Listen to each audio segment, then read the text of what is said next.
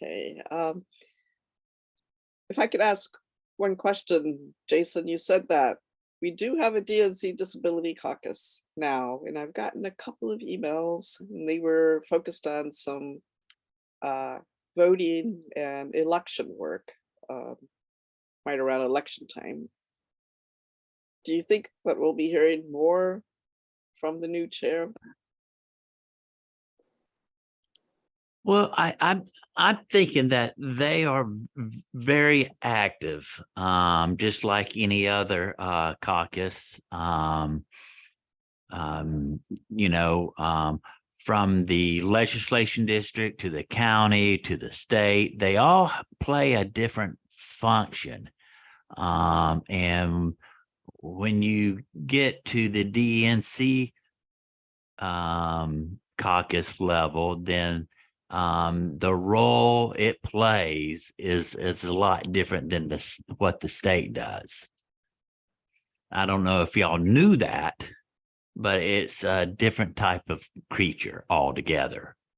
And they're looking at a bigger picture. How do we get the states functioning well, get their membership rolls more populated, et cetera, and so on. Hmm. Well, then I will probably send an email to that email address I had for the new chair of the DNC Disability Caucus and see, where we are on starting to have some meetings for all the states. I was part of some meetings initially before they sort of reorganized, and there was even an initiative to do some events that were going to be organized kind of in a grassroots manner by a couple of people who, wouldn't be official DNC representatives, but just people like myself or another activist. Wanted to do some forum kinds of events where we'd have a speaker on to talk about different disability issues. Right. Yeah, so maybe that was kind of part of Well, the same impetus. yeah, the first 4 years is proving to the DNC that we could organize, that we could raise money and get influence the members to vote to form a caucus. And that allows us to have more resources from the DNC, like a staff person. But then the membership changed. I was what was called a member at large, where your DNC members were mostly picked by the state, but a lot of it is they're not picked by the state, and it's a different type of organizational structure. And basically, our job was to prove that we could make an impact and rally other DNC members to vote to make it a caucus, that we're able to raise money and contribute to the DNC. That's a matrix, just as much as membership and et cetera and so on. Yes, yeah. That certainly would be helpful. And then, you would have programming money to do different things, hopefully. But I understand the overall mission is really to help states create their own or encourage them to create their own caucuses, sounds like. Yes, and to encourage, see, in Washington State, we're a little bit different as a state because we have full-time employees. And most states don't have full-time employees to take care of the administrative part of the state's business of electing Democrats. And a lot of states are just volunteers. And, you know, I think part of the 50 state strategy is to have all the states have a full-time employees to do this work, because it takes full-time employees and to do it. Do you mean by full-time employees, positions like the Like chair, staff. vice chair of a party, or do you mean something actually Well, in yeah, disability? we're kind of unusual because we pay our chair, and our chair has a executive director. We probably have about 8 staff people. And when you have people who are dedicated to you know, the administrative emails, and you're more of a effective organization. It's you know, so you have to look at this kind of like more of a mission and strategy and our organizational than a political philosophy, because to maintain a web page, to ramp up during an election, and do all the things that we need to do to elect Democrats, from whatever the spectrum is. It takes a lot of work, and you know, it's a profession. Yeah, it is. I was like that. Definitely, we have professional people in these positions too, and it didn't actually occur to me that other states didn't have it. That they were all volunteers. Yeah, I was surprised too. I don't have the numbers, but the large majority of states, and we're talking about states and territories, um,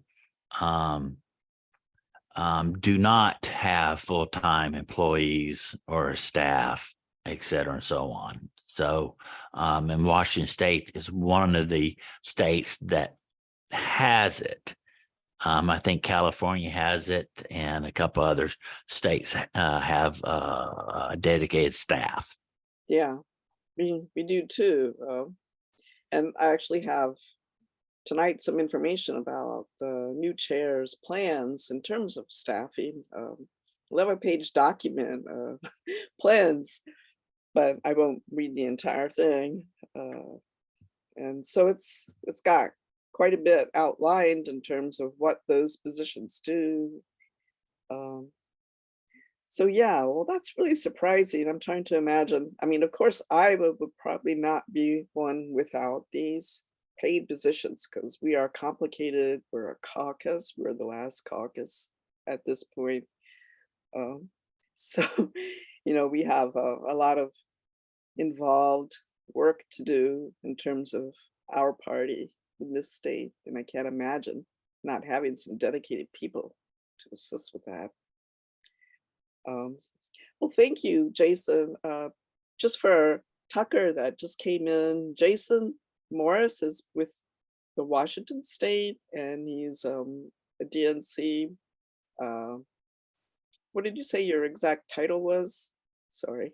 I was the Western Region vice chair, Mhm. and when we changed from a council to a caucus, then I'm no longer in that position.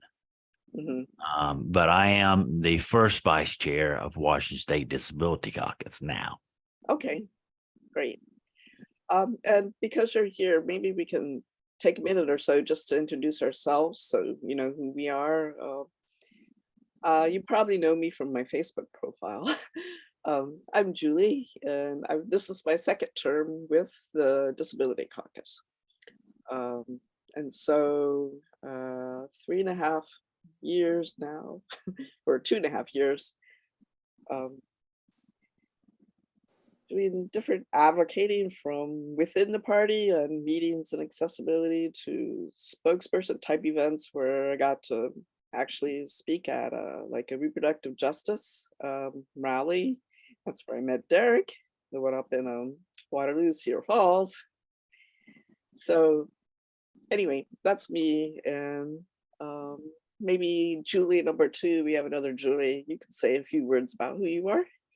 Okay, well, I'm the secretary for the Palo Alto Democratic Caucus, and I've been a member of this caucus a couple of years now and had some personal experience post-surgery with just how little support people get at home, even when they have insurance, as for in-home health care. And anyway, that's kind of the time I started joining in and watching. And of course, mine was just temporary thing, and which is nothing like people who have, you know, a lifelong involvement. Mhm. Anyone else want to say a few things?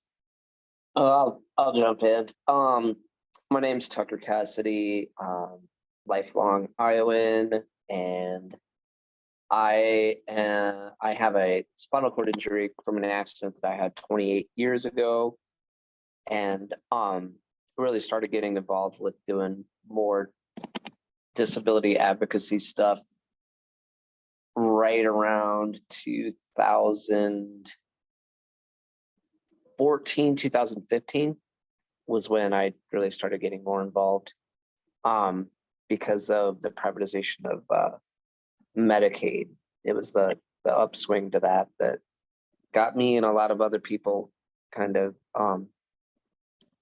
more involved, other than just sitting back and, you know, swearing at the TV set.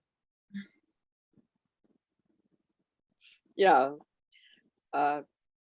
Tucker's been really involved in the Upgrade Medicaid organization, which I think seems to be doing a great job with starting to activate on what bills are in place, what's going to be talked about. And I hope that we're going to do a teeny bit of little work tonight on that. Ask Yeah, for help with prioritizing things mainly. And then we have Derek Fike. He can speak if he wants to. If he doesn't want to speak, we understand. yeah, I'm good. I Okay. um I'm I'm yeah, I'm yeah, uh yay. Yeah, I'm glad to see you. You're in your new apartment. I actually Yeah. helped him move. I didn't carry that much. It was the easiest moving job I ever have. You've had a lot of people helping. Yeah. Okay, well, I think we're going to start with our meeting, and basically I'm gonna take it away with our chair report. We don't have Garrett Frey on with us tonight, so we won't have a vice chair report. Let's see my notes.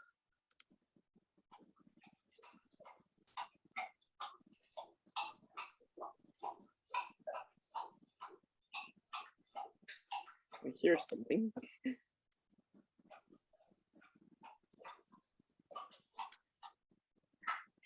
So one of the things we started talking about, Julie and I, when we first hopped on, we've had two new constituency caucuses were formed at state convention. One is Arab American Caucus, the other one is Climate Change and Environmental Caucus. And they had two pretty different ways of getting formed. As I mentioned to Julie, Shelley Servideo Elias, I can never figure out which way I want to say her name. She formed the Climate Change Caucus by simply writing an amendment, presented it at state convention. But the Arab American Caucus took like 5 years to work on writing up their bylaws and getting it put through the amendment process from county to district to state. And he must not have gotten it fully formed on the first try to state convention, because he said it took him 5 years. But that was formed, both of them, at state convention. And then our party kind of dropped the ball, because what we should have done immediately was plan for elections, if not have the elections right then and there. I believe the Arab American Caucus was ready to do that, but like I said, the ball just got dropped. And then we had election season, so people were asking our chair, what are we going to do about the caucuses? We'd like to have an election. Arab American Caucus had an election, but they probably didn't do it quite right according to our rules. So they were asking for help. Climate Caucus was asking for help, and nothing was forthcoming. So finally, elections are over, and Shelley kind of reminded me, we haven't heard about getting these new elections done and getting everyone seated.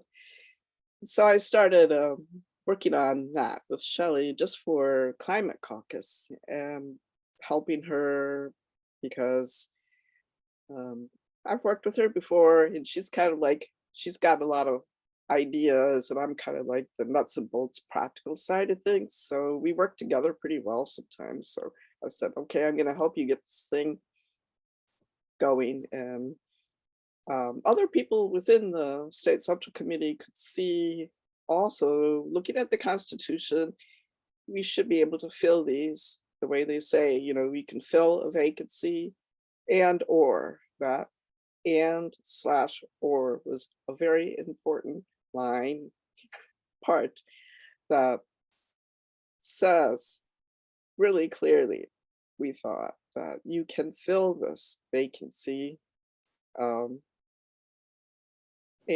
or I think coming in, we can fill a vacancy and have an election. This is what you need to do. But what we were being told was that the rules committee chairs, co-chairs, interpreted the new constituency caucus convention that we established. Also, we're establishing an off-year convention now for all constituency caucuses. So, we'll get together somehow. But they kind of said, well, we got to wait till that convention in 2024 to hold elections. And that was just like, many people were like, what? How? That isn't that backdating your, anyway, a lot of people could see and disagree with that interpretation, that was going to delay the caucuses from having their start that they should have. So I and a bunch of other people were, looking at this and writing up our notes and stuff. And I attempted to add it to the upcoming agenda for the meeting we just had. And I was told I couldn't, basically. And so this was just kind of like I felt like an unnecessary conflict. What we were doing essentially was keeping representation away, from the party, the Climate Caucus. You don't want to tell climate emergency people to wait 2 years to start their caucus. So a lot of people felt very strongly about this. And we attempt to add it to the agenda on the meeting. And that did not succeed either. There's an order in terms of Robert's rules of how all of this stuff has to happen. And we were kind of shut down. It was not going to change. But we have another opportunity now. We have a new chair. And I think that there's a very good chance that this will be worked out diplomatically. Our new chair for Climate Caucus is former Senator Rob Hogue. and he's got a great plan to, get going on lots of information and keeping candidates in the know about all of the climate issues, and kind of holding them accountable, and you know providing lots of great support for them. So um, we have a great start.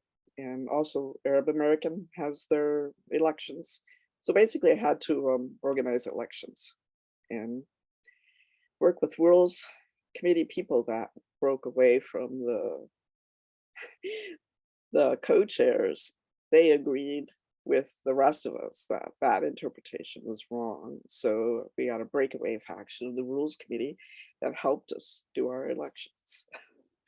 So yeah.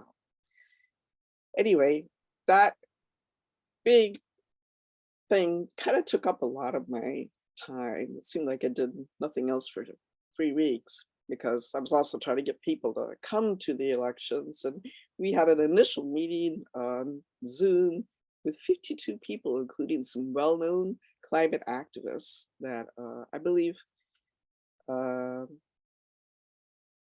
Bob Cross may have encouraged a lot of people himself to come.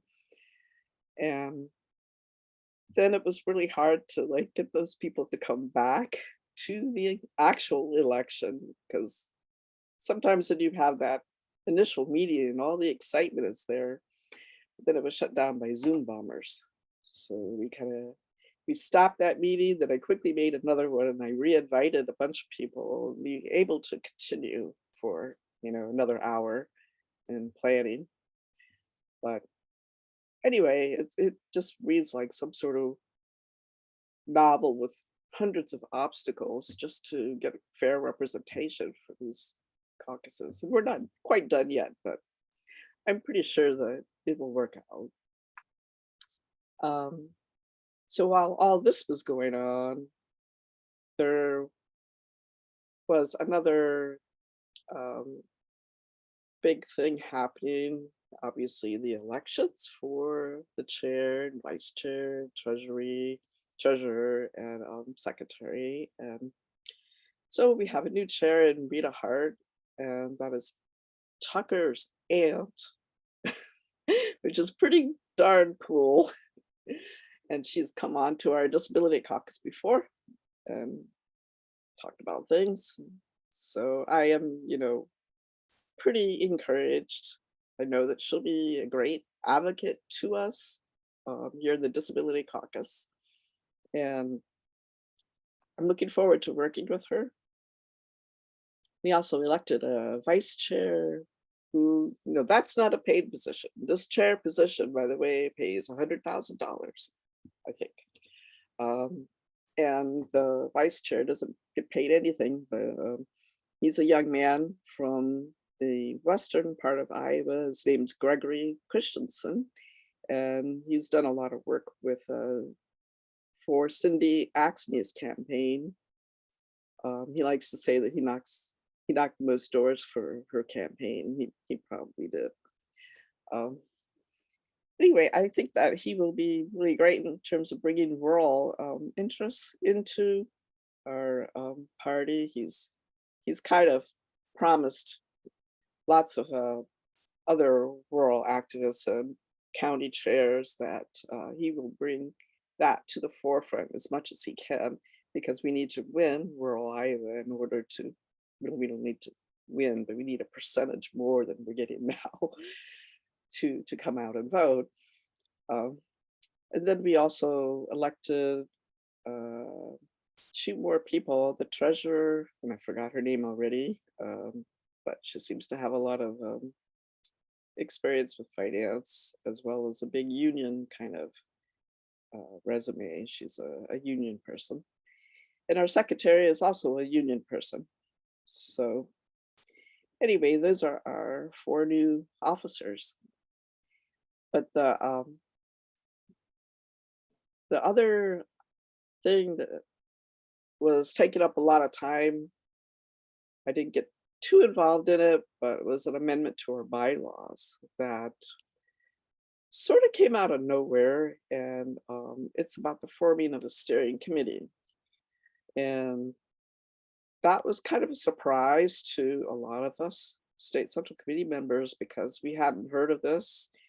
At least maybe some people did, maybe they were more in the know about these plans. And the steering committee is the idea that you need like a smaller unit to make decisions and meet more often than the SCC does. So SCC is just meeting once every quarter, but we've met more often because we've had some things that needed to be done. I personally called a special meeting myself last year, but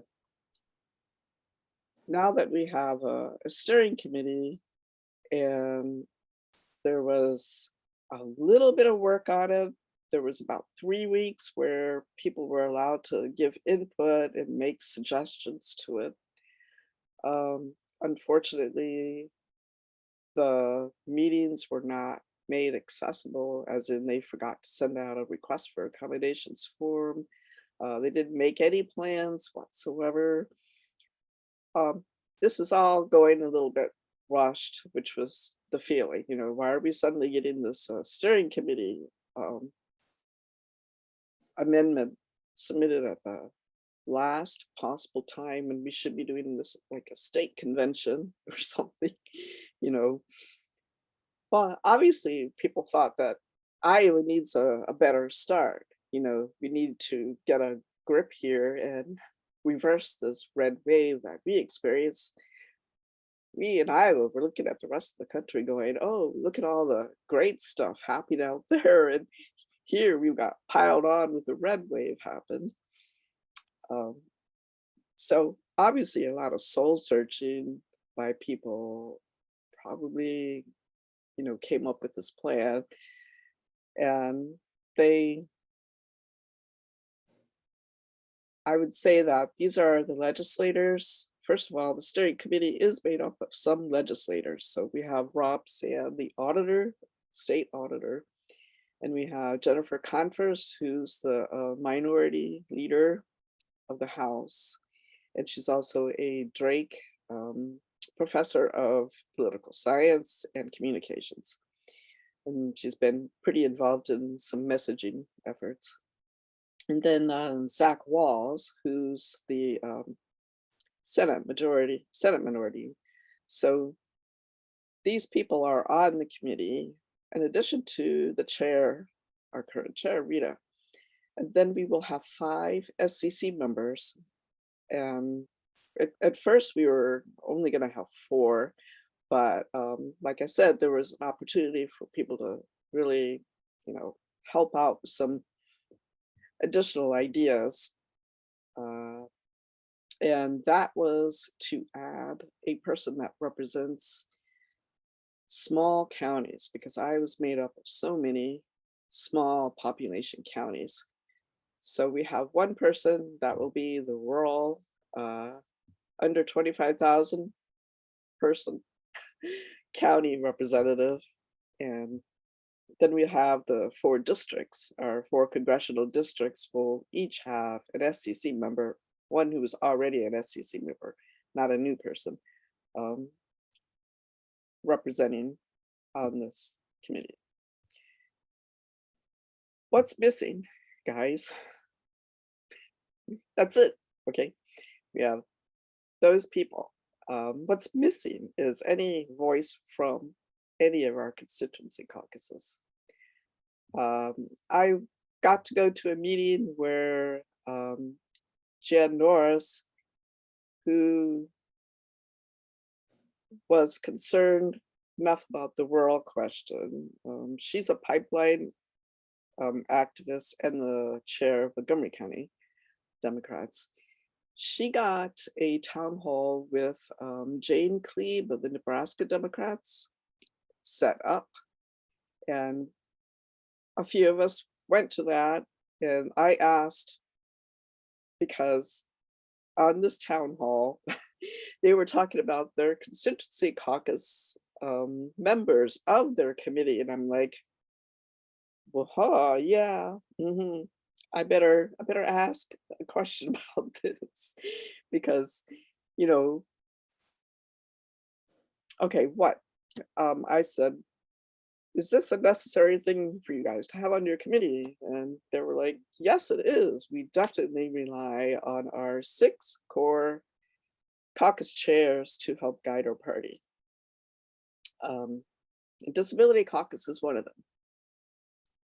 So, and then Precious, who is the executive director, she said, yes, representation matters. I'm like, yes, representation. And so, you know, it just was clear to me that this amendment bylaw steering committee idea was so rushed that we didn't even bring in caucus chairs. We didn't even bring in this representation.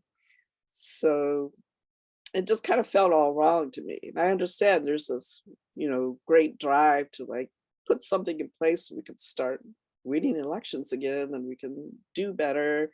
And someone had a plan and, you know, wanted to make it happen. And so, yeah, we kind of have a plan now and we'll see how it goes. But in the meantime, we've got 5 seats that people can run for, and I cannot run for one. I would consider it if I weren't in District 2, where we've got the district population centers of Waterloo and Dubuque and Decorah and places with big populations. And I'm in Little Grundy County. I'm barely in District 2, hanging on to the very edge. We just got into District 2. And I'm also caucus chair, so I really can't represent both a big district like that and the caucus stuff. I just think that's kind of too difficult. So I am not sure what's going to happen, but I know that CJ, who is part of our caucus, he has a hearing loss too, and he's going to run for that district, 4th district. Okay. I think he's going to run for that. So he will be a representative really for us on Disability Caucus. We can convey our needs to him on this steering committee. Anyway, I feel like I'm going along a little bit too long on that, but I have some details on what that steering committee's duties are, if you're interested. Let's see.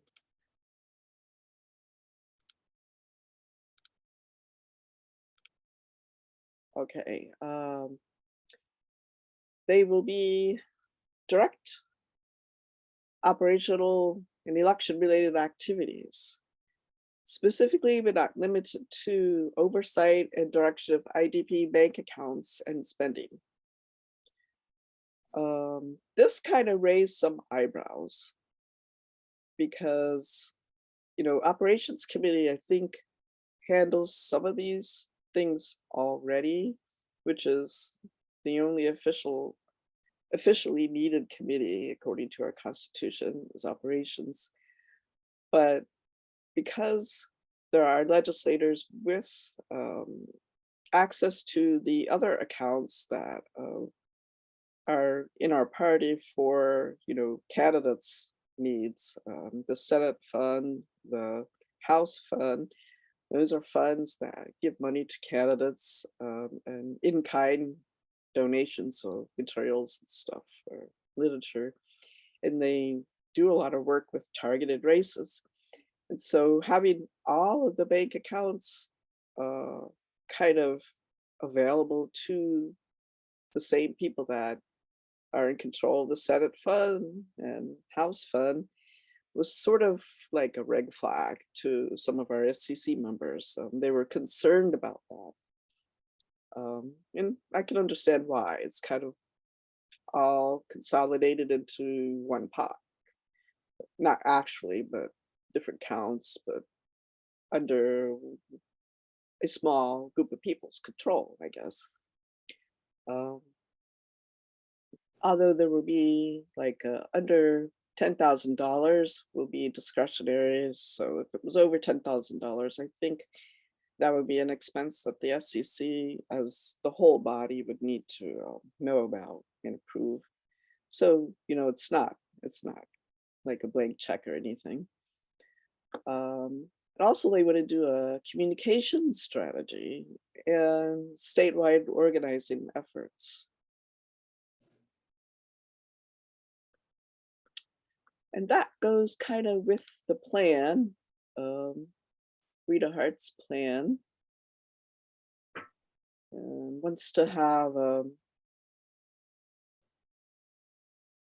more organizing efforts where instead of a one organizer for each congressional district, which would be like 20 or more counties, you would have a couple of targeted areas of counties that are starting strong and active and boosting them, I believe, and organizing in that area as year-round organizing. And I guess this is just gonna maybe strengthen those areas, and they can be rural areas too, but they need to be counties that are doing pretty good already. So yeah, it's something I will share with you. It's pretty long, and I'm sure that this plan's kind of been in the works for a while. It's been written by probably a group of people, I would imagine. Unless Tucker wants to ask his aunt, hey, did you write this entire thing? Just kidding.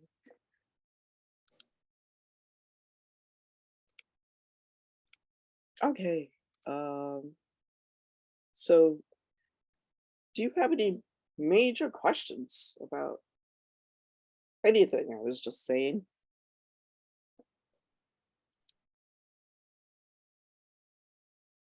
Any hopes, dreams, expectations, thoughts?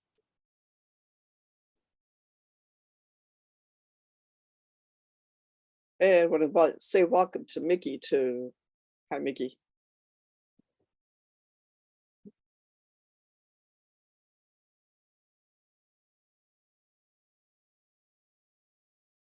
Oh, I guess I forgot to mention that we Yeah, did I'm sorry. I had trouble finding the unmute button.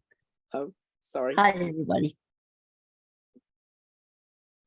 I was going to mention that, because of what I learned about all the constituency caucuses being part of Nebraska Steering Committee, I wrote an amendment to add two positions to our steering committee. But unfortunately, so much was packed into this last SCC meeting, and it was almost 11 hours long. And part of that was because the election counting process took a long time, just the way they were doing it. And we had to have our discussion of the amendment after the election process. And so by then it kind of had been a really long meeting, and people were frustrated, obviously, but I thought that it was possible we could maybe continue the discussion at a later time and be able to add amendments. But I was ready to speak on that. However, debate was shut down, and it was kind of obvious that everyone wanted to just pass this, all the ones that were in favor, and they got quite a lot of people that were in supporting the concept and sign on to whatever happens. So the ones that they fought for, which were having the rural representative and also taking the vice chair off of the committee, I guess. There's also some ex officio members too, but not voting members. So those things were there for the amendment that was distributed just prior to the meeting. And it was, this is what we're voting on. And that was it. And debate was shut down. I couldn't add anything. Otherwise, I would have loved to add 2 caucus chairs that could somehow represent all of them. You know, they communicate. But unfortunately, it was just, they were done. But we'll see where this steering committee leads us, and how well it works out. It's also something that will kind of automatically vanish after 2 years unless we renew it. So it will end and it will be evaluated, and whether it helped or not, we'll find out. So I just wanted to mention that I did try. I did try to do something about the representation.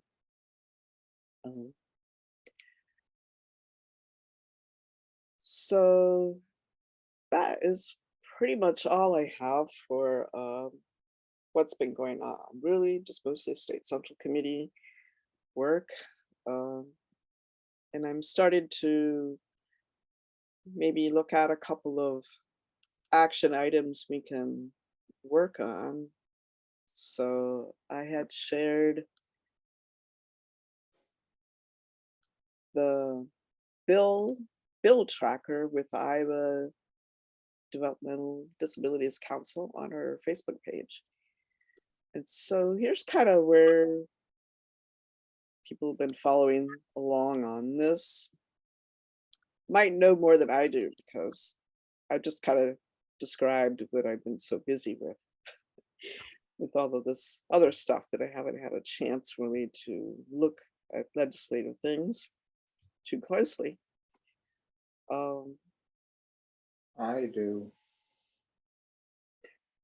What? Yes, Mickey. I'm wondering, why do you think that in 2 years it will go away? Oh, okay. What I mean is, let me see if I can, okay, it's right here. It says, oh, actually, I should tell you too that the steering committee, one of the reasons they put it together is to overhaul the Constitution. I know that there's been some things where people feel that there's conflicts in it, and that's true. Like contradictions exist. And I don't know exactly what the plan is. Like, what does constitutional reform mean to the people that came up with this idea, the legislators? I don't know yet, but they're probably going to be putting forth a major reform, and it will be the 2024 state convention where that would be voting on. And after that convention, the committee will dissolve. So this committee will dissolve after the 2024 state convention. And we'll have the opportunity to continue it if we feel that it worked well. That's what I meant.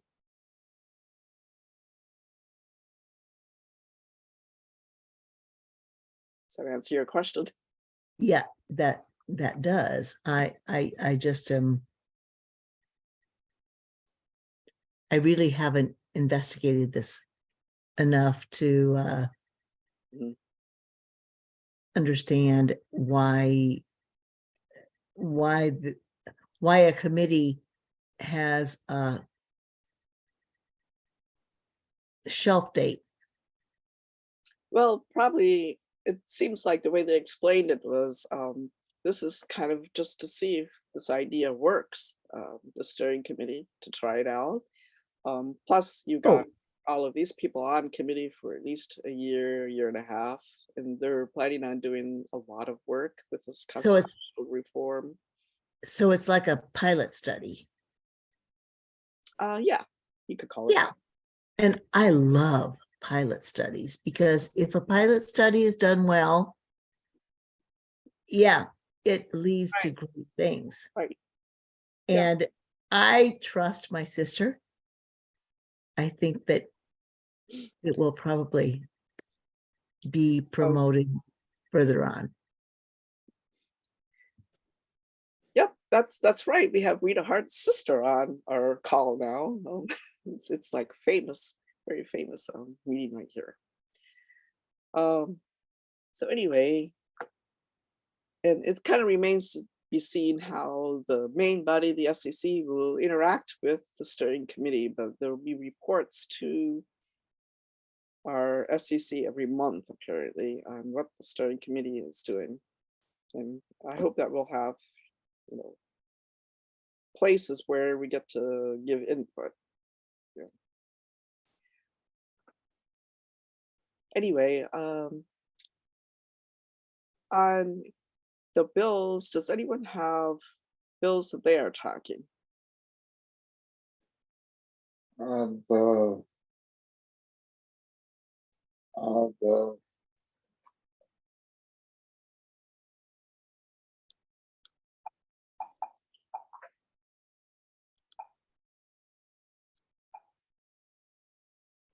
Now, in Washington State, usually the Washington State ARC tracks our disability bills, both in the House and in the Senate. that's Social Security. yeah, yeah. Copy in your purpose statement. Keep it up.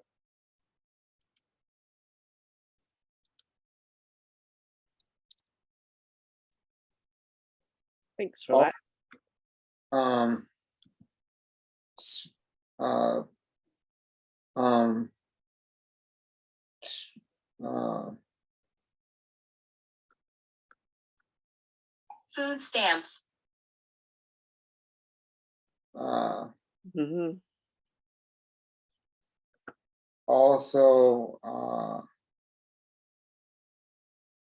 just now,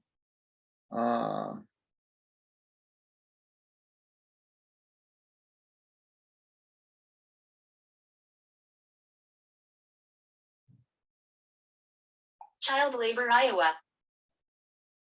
Oh, that is the bill. Does anyone know what they are thinking with this bill? Um, why does anyone have an idea what the Republicans are doing with allowing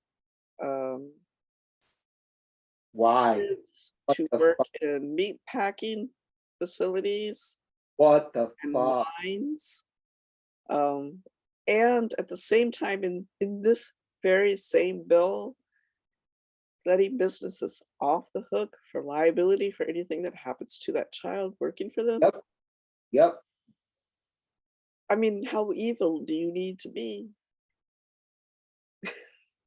Republican evil. Right. Right. So, yeah, I have seen people talking about that so much on Facebook that I think that the public comments are going to be huge on that. You know, when it comes to our kids, so many of these bills are hurting our kids. So y'all talking more like the federal bills, or is that So state? we're talking about state bills only, pretty much here. Okay. hmm We have so much to do in state. We don't have the ability to advocate on the federal level, practically. Right. But it is worthwhile advocating. I think Tucker's been aware of some of the federal bills and things that Well, what we do daycare, in yeah.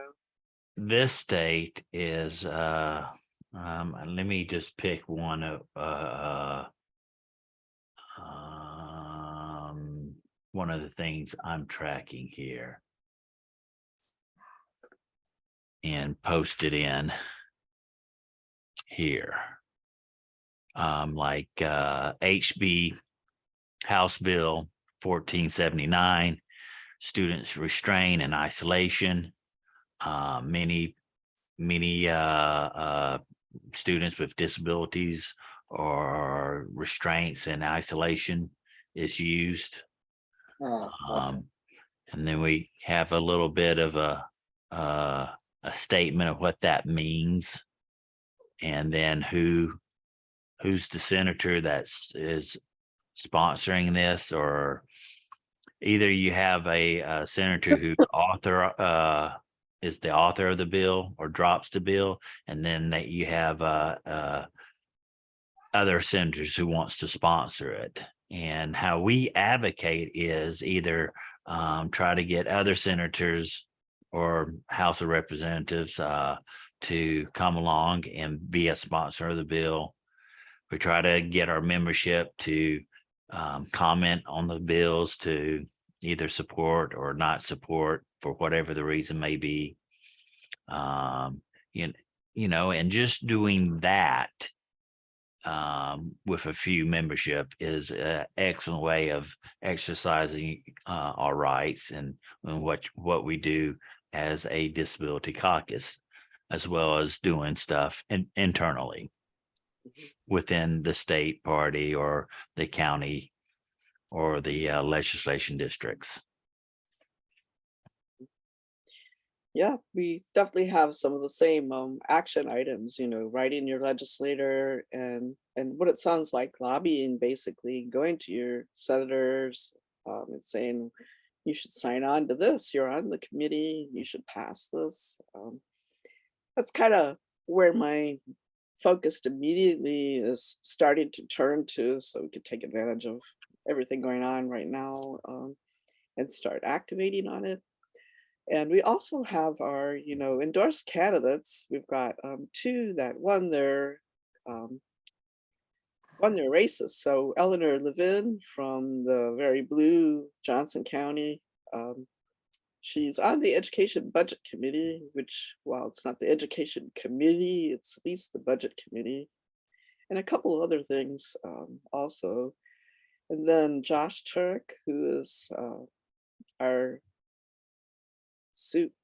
Council Bluffs House representative, Council Bluffs area. He is a member, for Jason, you don't know, he is a person with a visible disability. He uses a wheelchair. And he told us that the old 1800 state building needed to be worked on to accommodate him. So, that was good. And he kind of talked about maybe having some representation come to the Capitol sometime and meet with him. Maybe others that use wheelchairs, or others with visible disabilities that would come and be visible right there. And maybe there's a certain day that could happen. That's kind of something I'd like to try to organize with our caucus, if it would be safe. With COVID still around, it's always a question of whether that is a good idea or not. But it would be nice if we felt like showing up. And I would probably, in advance of this, I would ask for, if everyone was okay with me doing that, I would ask for some COVID mitigation, like masks. Now, I know one can hope. I know that largely most people are not doing this, but if people with disabilities came to the Capitol, I would make it a really big deal to try to ask whatever rooms we were in for people to have masks on. Anyway, Mickey, you wanted to say something, or is that from last time?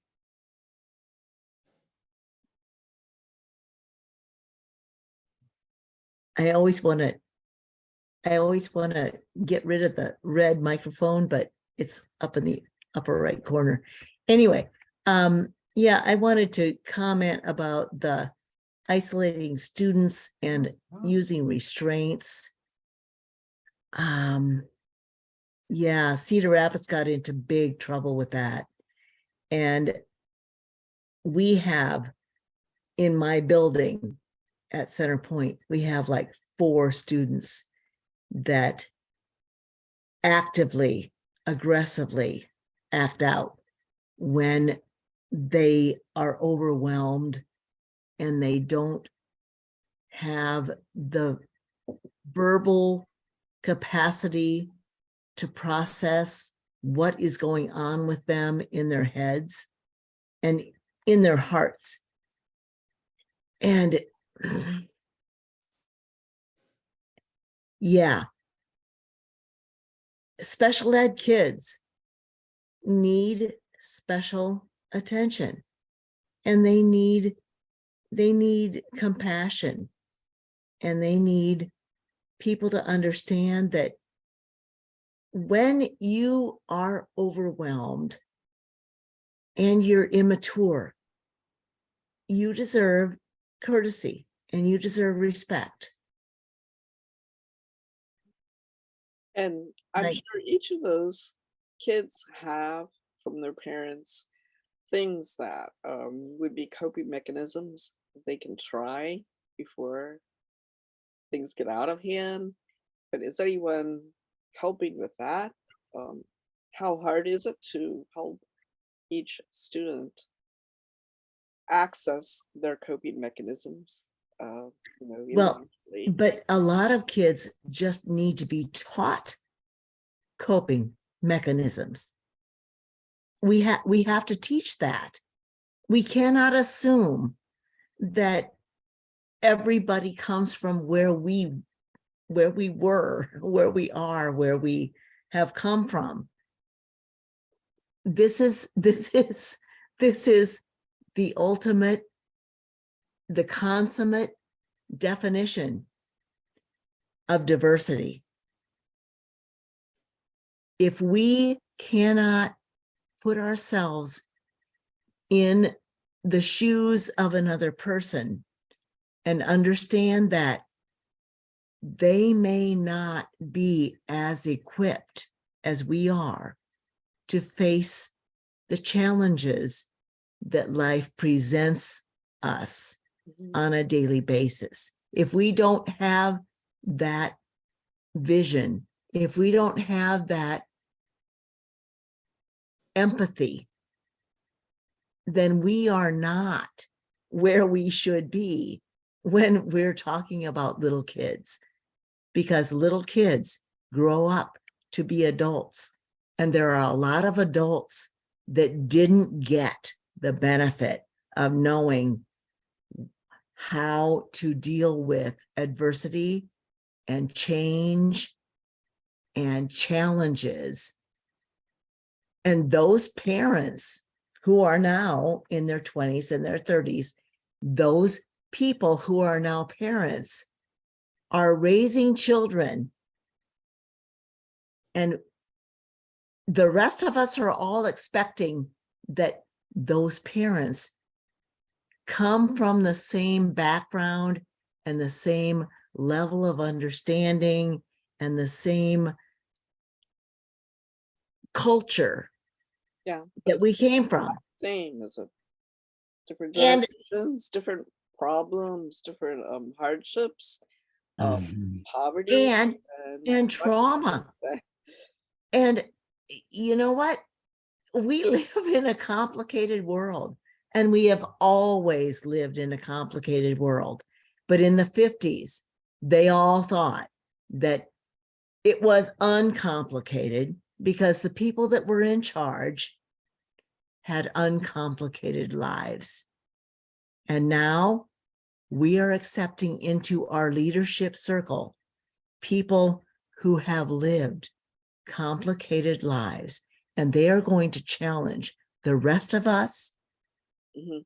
to meet those challenges. And I embrace that.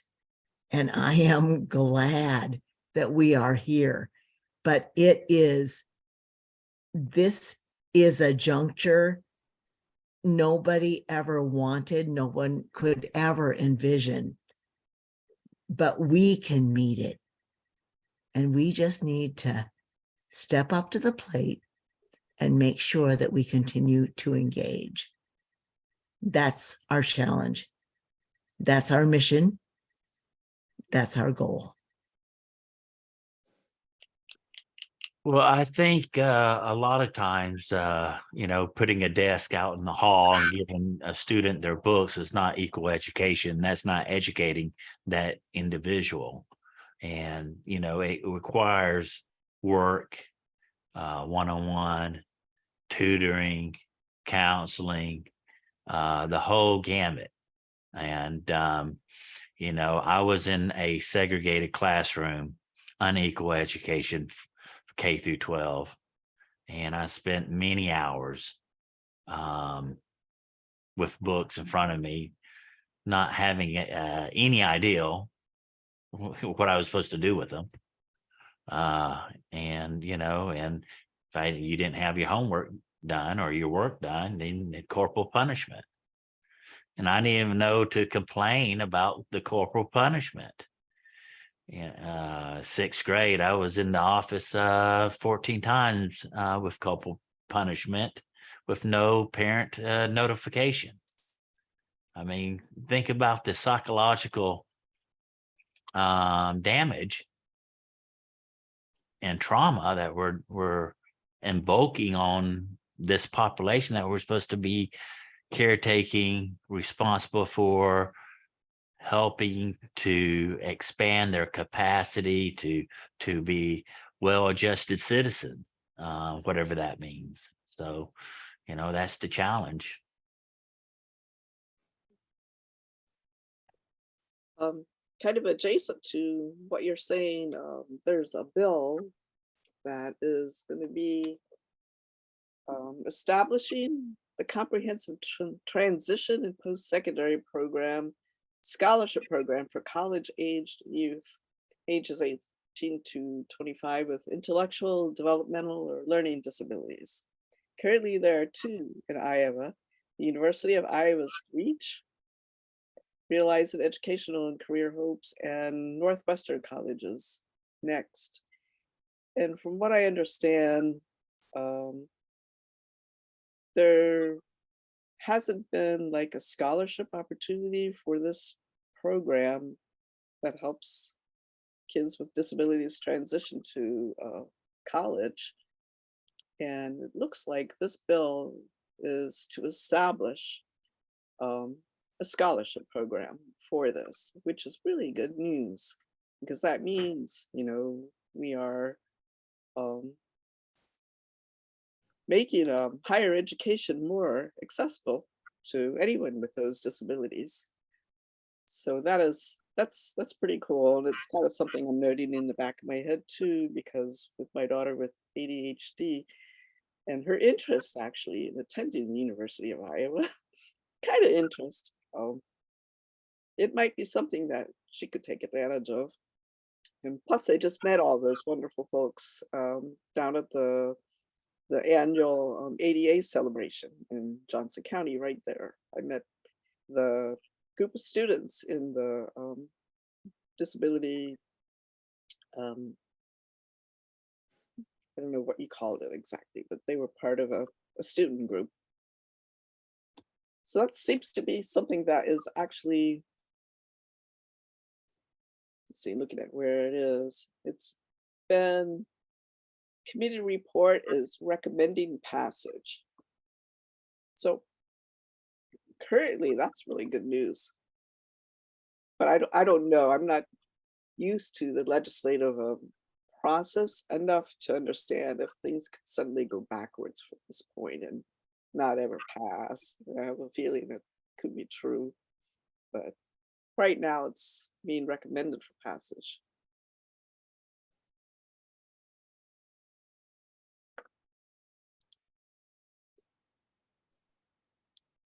I'll just see what else I can find on this bill tracker.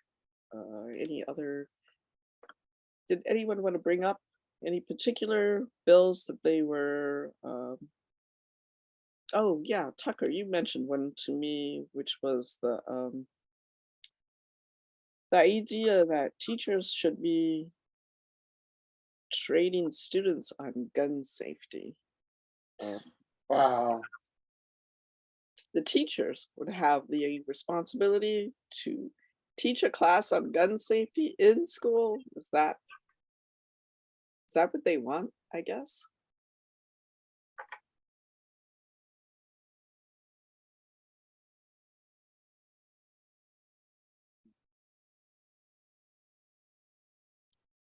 Let me see if I can look that one up.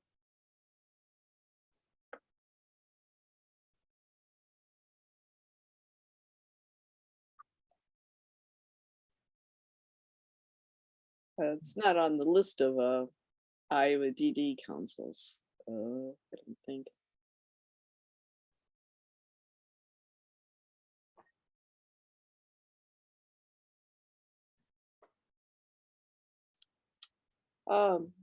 Anyway, so my thought was that asking for some help from our caucus members to do some action alerts. So if anyone thinks that they want to learn how to do Facebook social media post scheduling, I was thinking of making it sort of like a process where I can train someone to do that. And I'll probably put out another email asking for volunteers. But once you know how to post things on Facebook where you have a whole schedule, if you like, for example, you know, this bill is going to be introduced, then public comments are needed, then you can post, like maybe it's going to be next week, and schedule your post for them. So that's kind of what I'm working on next.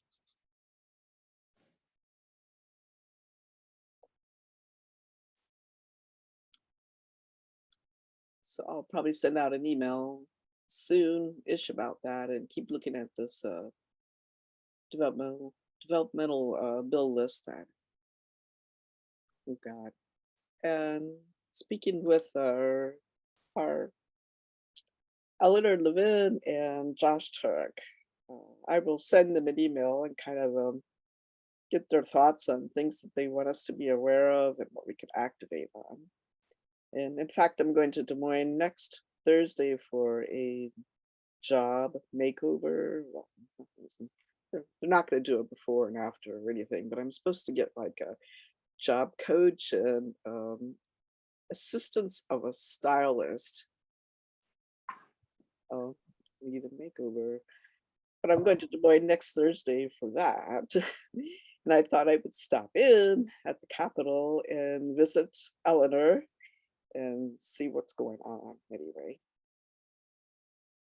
Take some paper and a couple markers with me and make an impromptu sign. So I don't really have anything else right now.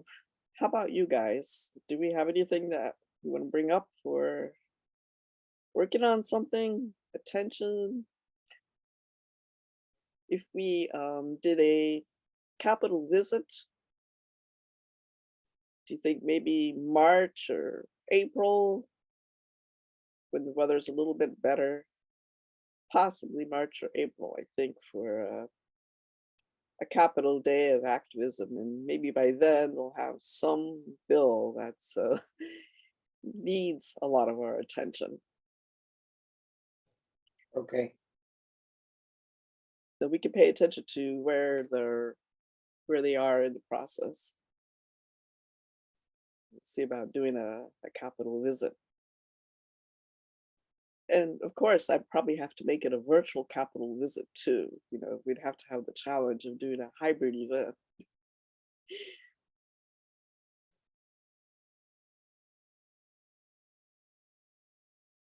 I mean, take a look at the chat over here.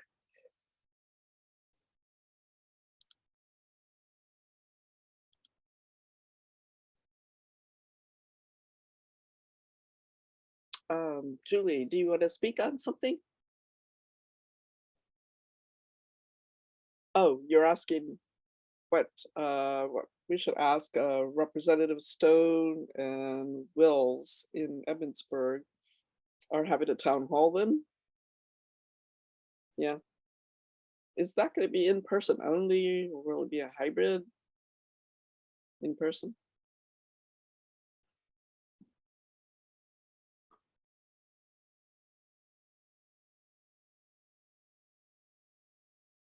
I saw Stone's name on something, so when I take a look at these bills that are listed and the subcommittees and the people that are on them, he's on something on him in here, I'm sure.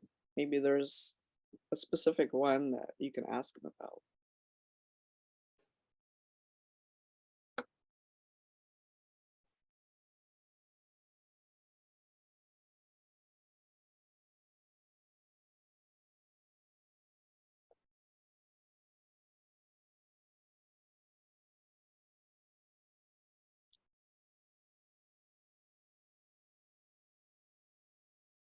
Well, does anyone have questions for me on any of the things I've mentioned?